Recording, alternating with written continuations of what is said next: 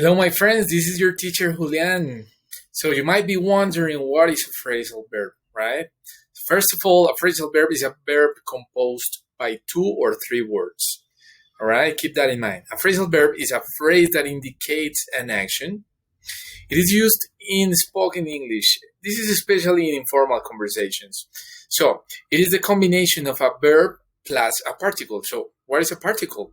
Particle is that little part by the end. So in this case, is a preposition or an adverb. So how many kinds of phrasal verbs do we have? So we have transitive. Those are the ones that need an object by the end. So for example, take off your jacket. We have intransitive. It means that we don't need an object by the end. We have some phrasal verbs that are both transitive and intransitive. It depends on the meaning of your sentence. And finally, we have separable. For example, she made a really interesting story up. Or we have inseparable phrasal verbs, like I came across some photos. You can never separate those phrasal verbs, like the ones that I show you by the end. Some recommendations for you.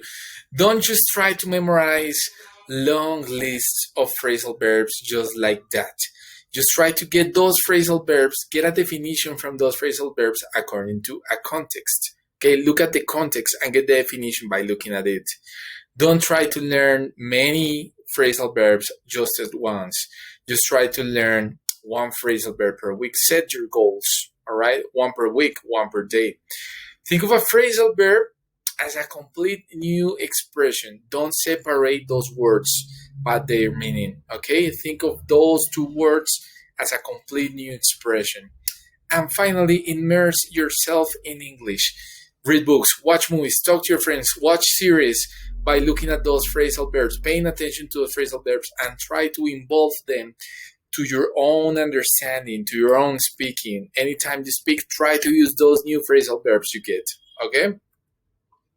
So remember, just one final recommendation. Particles by the end of phrasal verbs change their meanings, okay? Put on, put off, and put away has a total complete meaning. Be careful with that, guys. See you next time. Bye-bye, my friends.